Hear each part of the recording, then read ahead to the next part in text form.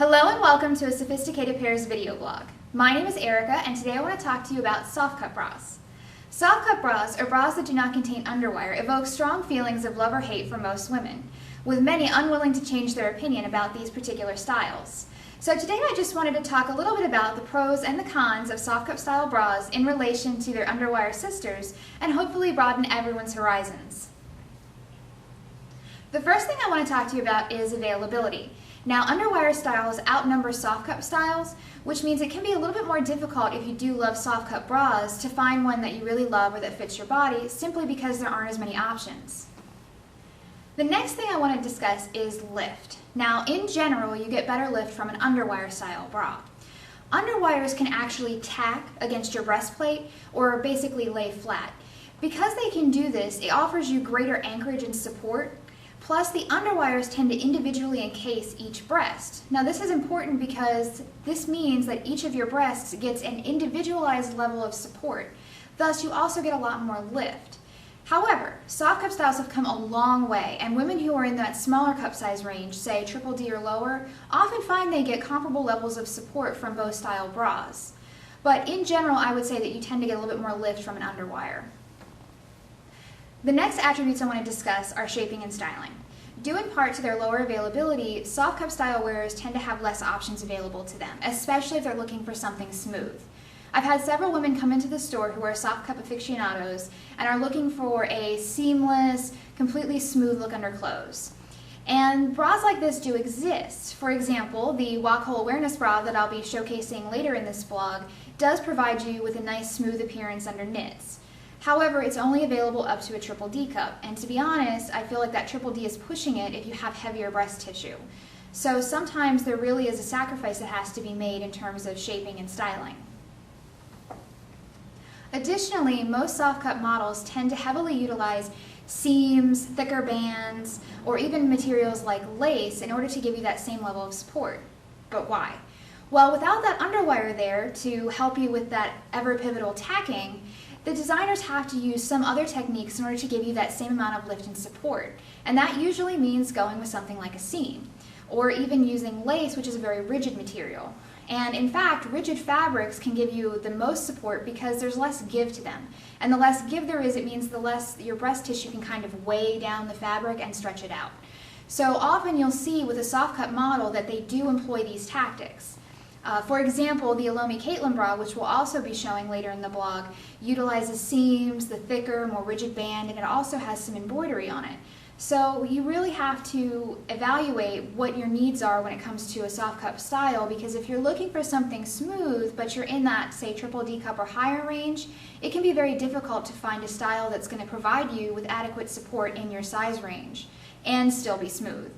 The Elomi Caitlyn Bra, I think, goes up to a G cup, and it does give great support, but again, we're looking at a bra that has a lot of seaming and a lot of detail to it. Finally, I want to discuss comfort, because comfort is key. Now, even most underwire lovers will acknowledge that soft cup style bras tend to be a little bit more comfortable. In fact, women who've had breast surgery and have scar tissue around their breasts, or even women who are nursing, are encouraged to wear soft cup style bras for medical reasons.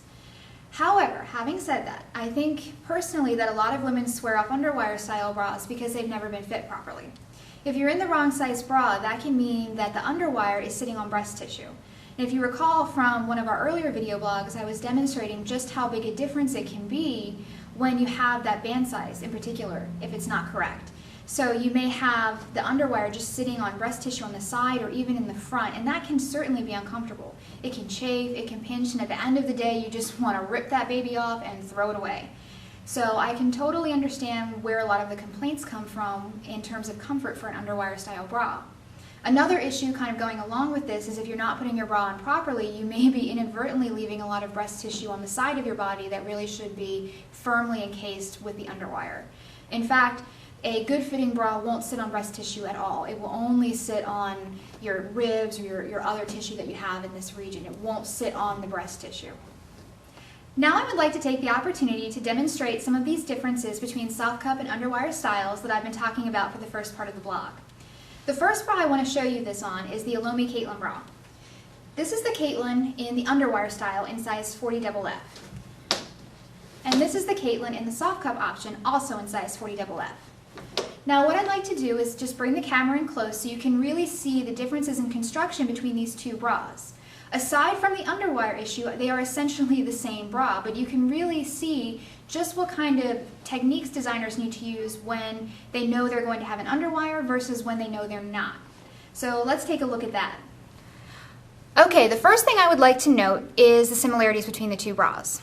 First off, they use the same embroidery, and they even use the same kind of straps. They also use the same number of sections in the cup. This is a 4-section cup here, and then also a 4-section cup on the underwire style. So that's where you really can see that these are essentially the same bra, but the underwire tends to make a bigger difference. So let's actually look at that. Here we have the underwire. And you see we have this mesh fabric here, and then this kind of thinner band at the bottom. Now let's look at the soft cup. The soft cup, we have this satin simplex fabric, which is a little bit more rigid. The band at the bottom is thicker, and I just want to flip this over so that you can see just how thick this elastic here is. And it really doesn't have much give. I mean, I'm really tugging at this and it's not giving me any leeway. So this is really designed to create that tacking effect that the underwire will create naturally. This really is designed to try and lay as flat as possible against your breastplate. The next thing I want to show you, sort of following along from this band, is again we see that it's still very thick on the soft cup model, but also the soft cup has this added piece of boning here. It's very flexible, it's very comfortable, but it gives you a little bit more anchorage. When you have the underwire, you really don't need it, so that's why you see here it's not available. And now this doesn't necessarily mean that all underwires won't have a piece of boning, and in fact some women actually prefer to have this just extra little piece of wire here because it can give you a little bit more anchorage and support even with an underwire style. But with a soft cup, it actually becomes a little bit more important because you want to make sure that all the tissue on the side of your body is still getting adequate support. The final bra I want to show you today is the Wacoal Awareness. Now I have here the underwire option without foam padding, because there's a foam padding option too. And this is in size 40DDD. And then I have the soft cup model bra, which is also in size 40DDD. And I'm just going to bring the camera in close again so you can get an idea of the differences and the similarities between this style. Once again, the first thing I want to discuss is the similarities between the two bras. Now, as you can see, they both use the same pattern, and then they also have the same number of hooking eye closures on the band. Beyond that, we start to see a huge divergence in the design. The underwire is a little bit more bandless. It has sort of an exposed band stitching here on the wing, and then it's also much lower in the front center gore. This one sort of dwarfs it when I lay it on top. This one also has different straps. It has this extra piece here at the top, which is very soft and smooth. And if we flip it over, we see that they have sewn in some extra elastic here underneath each breast to give you a little bit more anchorage, a little bit more support. And again, it kind of wraps around the band. This one does not actually have any side boning. However, this one does give you a nice smooth look under clothes. Don't let the pattern fool you. It becomes pretty much invisible. However, I just want to show you briefly, again, this Caitlyn bra. This bra goes to a DDD. This bra goes all the way up to a G cup. So again, you're looking at a difference here. This is for a much fuller busted woman, and you can see that they're using the seams, they're using this thicker band, they're even using the side boning, and none of this is available on the Awareness bra. But this one does give you a smoothness. So it kind of illustrates some of the things I was talking about earlier, where if you are in that fuller busted range, you may have to settle on something that's going to have seams if you're interested in a soft cup. Now, the Caitlyn bra does kind of have thicker seams, and then of course it has this beautiful embroidery at the top, so it's going to show through a little bit more than some of the other options out there. The Goddess Jane bra, for example, just has the seams, and they are kind of smaller, so they don't have this standing out version here. And then the Freya bras also have just a little bit less pronounced seams, so they are out there, but you may not be able to get one that's just perfectly smooth and seamless if you're in that DDD or higher range. Because as I mentioned, this one, I think if you get in that fuller busted range, it's very hit or miss whether you're going to get the lift and the shaping that you need. But it's still a great bra, it's still very comfortable, it does give you that smooth look, but when you start crossing over, you need to start thinking about seams and heavier constructs. now that you've gotten the opportunity to see some of the advantages and the disadvantages of both soft cup and underwire styles, I feel like I should just give you a little full disclosure. I tend to prefer underwires for days that I go to work or I'm out of the house because I am in that full or busted range and I feel that I just cannot get the same level of support, lift, or shaping from a soft cut bra. However, on my days off, I do have soft cut models from Freya that I love to wear. They are perfect for lounging around the house, they're really comfortable, they still give me great lift and great support, and it's just a nice way of having both styles available to you in your bra wardrobe.